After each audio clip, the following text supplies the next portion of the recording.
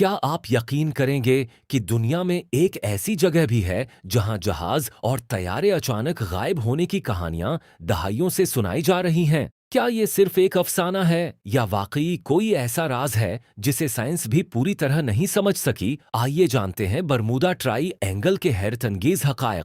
یہ دنیا کا سب سے پراسرار سمندری علاقہ کہلاتا ہے۔ یہ علاقہ امریکہ کے فلوریڈا، برمودا اور پورٹو ریکو کے درمیان واقع ہے۔ سینکڑوں جہاز اور طیارے غائب ہونے کی کہانیاں مشہور ہیں۔ ان میں سے سب سے مشہور واقعہ 1945 میں امریکی بحریہ کے فلائٹ 19 کا ہے، جس کے 5 طیارے واپس نہ آ سکے۔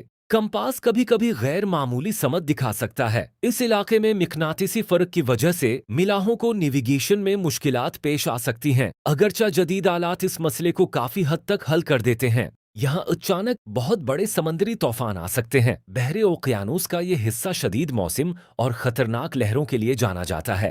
100 فٹ تک بلند روگ ویوز پیدا ہو سکتی ہیں۔ یہ غیر معمولی لہریں بڑے جہازوں کو بھی شدید نقصان پہنچا سکتی ہیں۔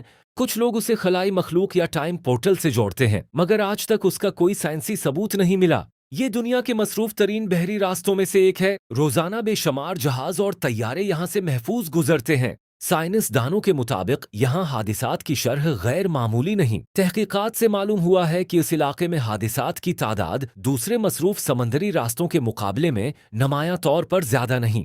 شیطانی مثلث کا نام لوگوں کے تجسس کو بڑھاتا ہے، اسی وجہ سے اس پر ہزاروں کتابیں، فلمیں اور ڈاکومنٹریز بن چکی ہیں۔ آج بھی برمودا ٹرائی اینگل دنیا کے سب سے مشہور رازوں میں شمار ہوتا ہے۔ اگرچہ سائنسی تحقیقات قدرتی وجوہات کی طرف اشارہ کرتی ہیں، لیکن اس کے گرد موجود کہانیاں آج بھی لوگوں کو اپنی طرف متوجہ کرتی ہیں۔